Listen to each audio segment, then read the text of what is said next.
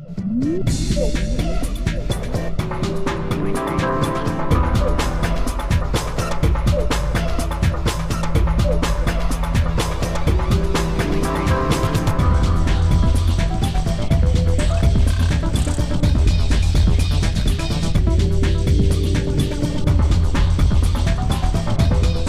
like to welcome you to our third annual Wall of Honor dinner.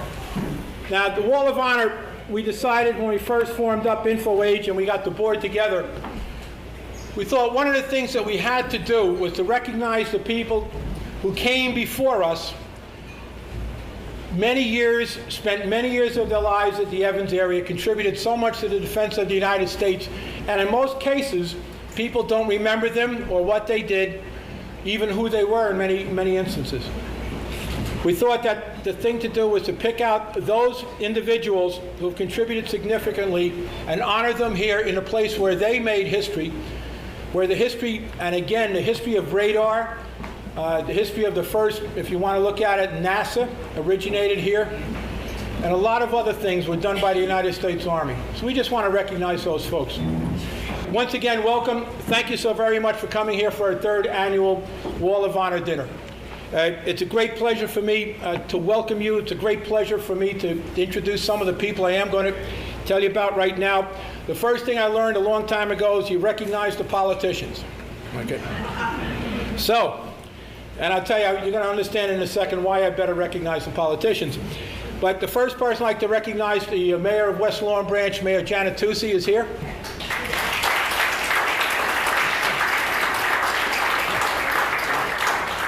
And the second reason I have to recognize, and you'll understand why, the politicians, is a councilwoman from West Lawn Branch, Barbara Ruane, is here.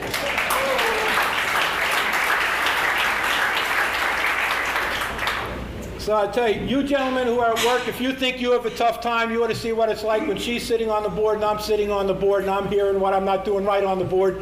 I'll tell you, it makes for a very interesting dinner conversation.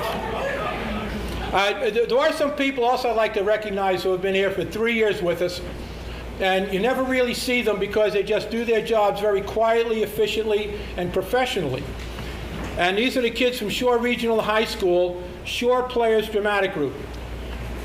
They've supported us not only here, but in our Haunted Hotel and various other things we do. And 3 of them have been here for 3 years. Larry John Keeney, standing there.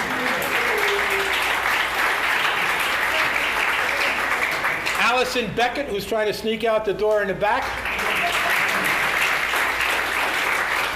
And Catherine Kat Costantino, where's Kat? She already snuck out the door in the back. And you know, one of the things we did this year, we changed caterers. And we're a little bit concerned about it because, you know, the caterers we had in the past were pretty well, but I've got a couple of comments tonight, which I'm very pleased to say, is that the catering is by Branches in West Lawn Branch. And we think they did a great job, and once again, we'd like to applaud them.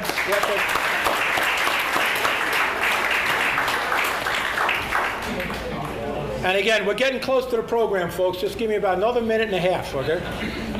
And if you believe me for a minute and a half, I'd like to recognize some of the board members we have here tonight.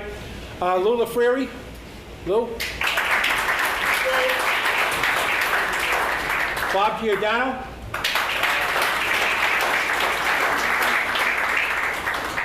You know, I tell you, the problem with Bob Giordano, I used to think I was a pretty big guy until I walked up and started talking to Bob Giordano. And let me tell you, whoa.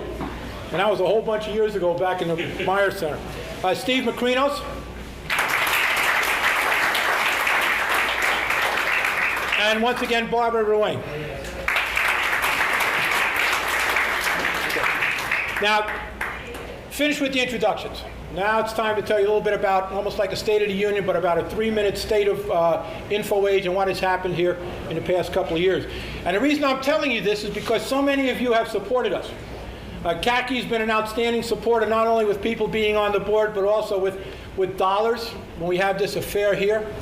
The Association of Old Crows have not only come down here to have work groups, they have 20, 30, 40 people come down here at a time on a day, and all of a sudden they do a whole bunch of work, and we get one whole building just about finished.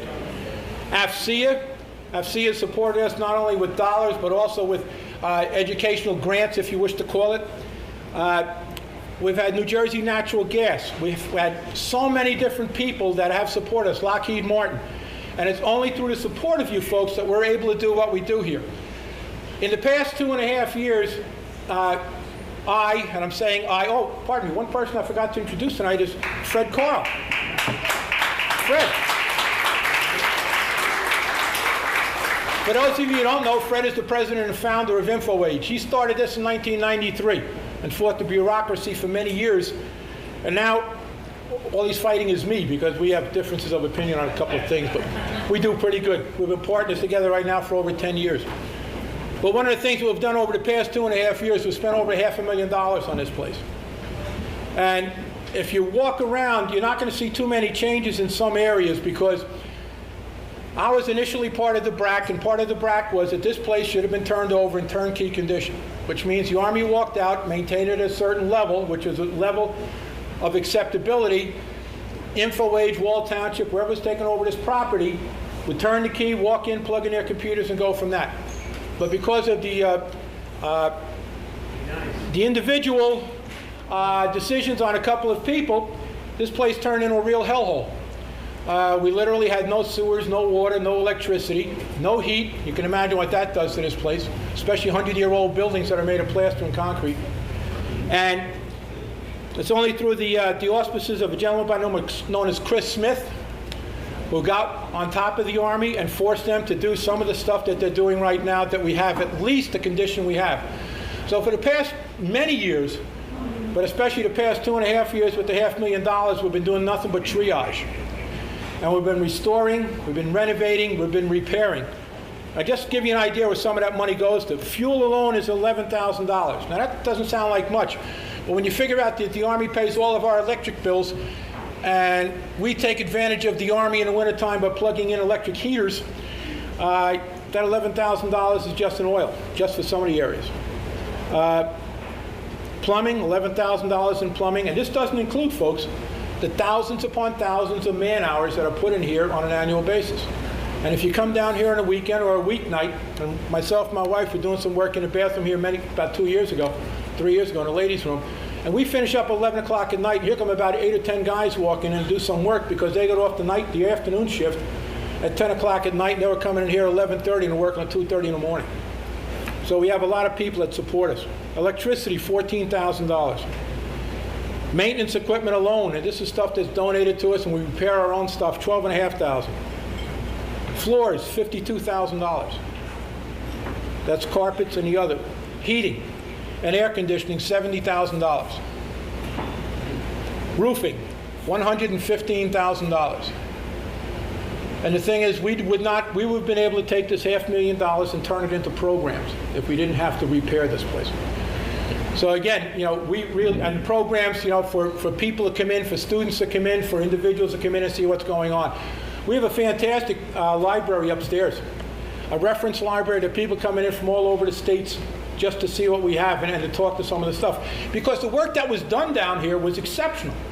I mean, it was literally the home of radar. Almost anything to do with radar, J-stars, intelligence, electronic warfare, and sensors.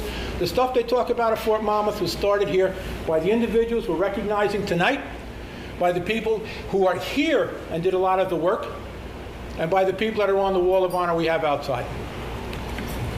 So again, it's folks like you that support us, that come to events like this, that give us your help, whether it's coming to this, telling people about us, coming to our haunted hotel, which you want to scare the hell out of your children and make them behave. It's a good place to do it. However, I'd like to tell you, we had adults last year that walked in the door, went 50 feet, turned around and ran out to the parking lot because they couldn't take it. But anyway, we'd like to thank you. We'd like to thank you so very much for being here tonight. And I'd like to applaud you for all that you have done for us. So thank you.